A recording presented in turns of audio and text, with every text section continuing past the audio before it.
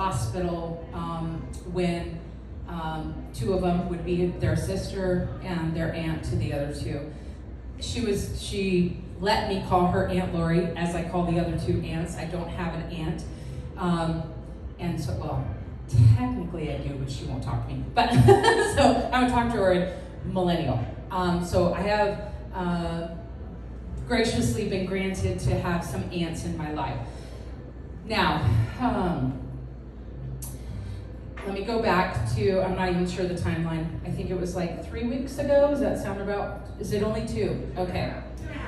2.5. Okay, so Aunt Lori is her name, who ended up choking on Sunday night 2.5 weeks ago and ended up losing oxygen. Now, whenever she went to the hospital, she was intubated. And I woke up on Monday and I said, something's off to Lynn, who's my roommate. And I said, something's off. She's like, yeah, it's weird, something's off. And so we get up early, and then her mom calls and says, hey, this happened. We're like, that's why it's off. So she was at the hospital here, and she was brain dead. And so on Tuesday, they decided to pull the life support. Now, Monday, I'm preparing for my daughter who's 7 months pregnant, her boyfriend, and my grandson who's 6. So to come and invade Lynn's house, who graciously had said, I'm going to help them because they need to be close to me and they're looking for a place to live. So I'm at Trader Joe's. Now, Lori had already kind of been piping in and coming to me. And she said, how come I can't go to the moon? And I said, because you're attached to your body. And she's like, oh, okay. Leaves me. I'm like, okay. And she kept piping in, just randomly, just saying, hey, I need to know these things. And I'm like, you can't do anything. You're still, that body is still alive. And I said, you can't leave until that transitions you to go over. Oh, okay. So she was hilarious. She was always funny.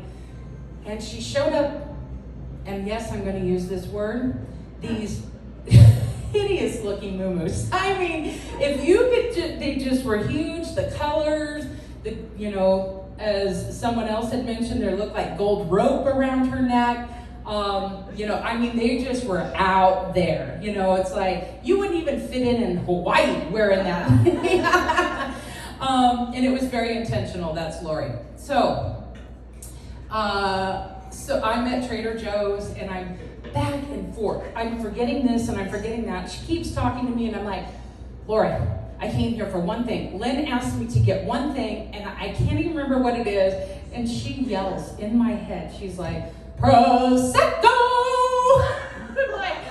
I'm trying so hard not to laugh. I don't have earbuds in. And I'm walking over to find the Prosecco, going, oh my God, they're gonna really, now I'm crazy. I'm crazy. I'm totally crazy. Like when I told myself when I'm 5. It was that moment again. And I'm like, oh, this is hilarious. You're cracking me up. I can't laugh. I'm like, oh my God. I'm trying not to smile. Anyway, I go get the bottle of Prosecco, leave. We're driving home. She's just drilling me with questions and how does it work? And so I said, tomorrow this is how it plays out. Now, the backstory is when you transition over, when your body decides to depart or shut down, whatever, there is what I call the welcoming committee, and then you go on. You still have free will. And because she was attached to the body and it hadn't been fully terminated, shut down, she was bound. Now, many spiritual people have different words. You want to call it a cord, a rope, an energetic tie, whatever it is. She was attached to it. So she couldn't leave. The Catholics have purgatory. In a sense, it's sort of like that. It's just not hell, right? We create heaven and hell here. There's no place outside of this. So when you choose wherever you're gonna go, you've created whatever it is you came here to create. So either you create your hell or you create your heaven here. But on the other side, it's all different. It's a whole different ballgame. And because she couldn't leave, she was bound still by the earth laws, really is the easiest way to describe it. Now, the earth laws meant that she could only go so far, she was restricted, she still had a lot of feeling, and that's what the TV shows are all about. Those are the earthbound spirits. They haven't left. They are still here. Now, are they still tied to a body? Not necessarily. It's just that they never went to the next level, next stage, next whatever you want to call it.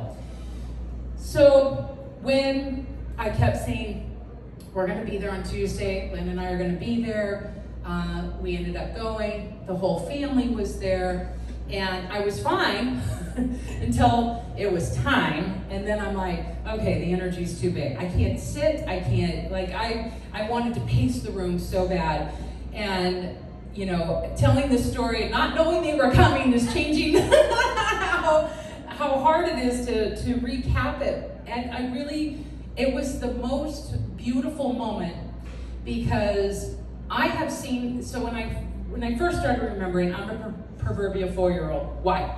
I will challenge my guides. I'm like, why? Why do I want to say that? Why do I want to do that? Why do I want to, I'm like, I need to understand, just like when I got kicked out of church because I kept asking too many questions. They couldn't explain it to me. It's the same thing. And so I was in this process of trying to figure it all out. Anyway, when I saw the child leave and come back down to earth, when you leave the body, so I'd already kind of had this whole training in the beginning. That would have been like 2014. This one, because she kept coming to me, so standing in the back and they're all around the room and giving her the medication to remove the life support, she was up in the room and she's like, I don't want to go back in. I don't want to go back in. I don't want to go back in. I'm like, Lori, you have to go back in. Lori, you have to go back in. And we're doing this arguing, and I'm like, Lori, don't make me put my guys on you. You have to go back in the body. Like, get in there and deal with it. Then you can go. And so I'm having this conversation. They're all having their moment with their loved one in the bed. And it was amazing to me because I'm talking to her. And right when I'm not sure exactly if something got said, but she told me, she goes, I'm going in. And she went in and she opened her eyes and she looked at the family members. And so I knew that she was fully in the body so that she could release and cut that tie and go. And I didn't know she looked at them. I just knew that she was ready to go. So when she opened her eyes and she took her last breath, and I could feel her, and she sits up in the body, and she's like, God, this is sticky. And so, unbeknownst to me, later I learned that she hates sticky things. So that made perfect sense why she told me that it was sticky, like the human body was sticky, that she felt like she was trying to pry herself out of it.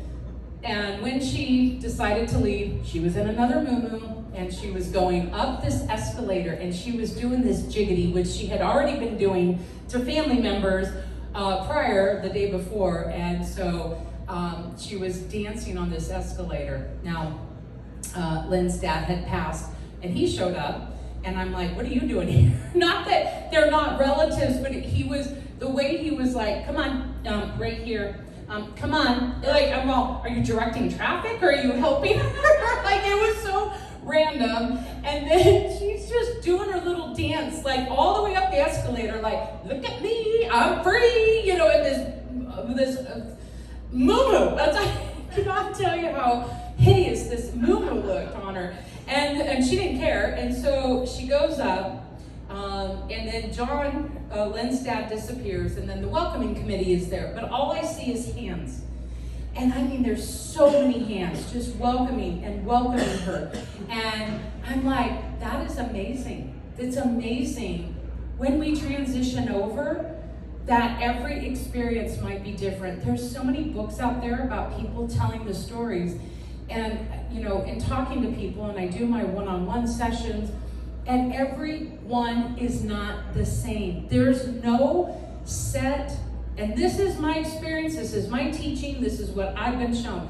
You can read the books and you can follow other spiritual people and they're going to tell you something different. I'm just saying what I was shown. I'm all, wow, that is nothing like what I saw in the very beginning. And I was so appreciative. I was so thankful. I was crying more that I had the opportunity to see this happen and share with the family right then and there that she is really okay and on her own path on the other side with free will and with whatever it is she wants to do. The soul still learns on the other side. There is no saying you're just nothing. You are still something. Same personality, you carry it, you take it with you. So, it does also explain a little bit, and there is something breathing really heavy over here.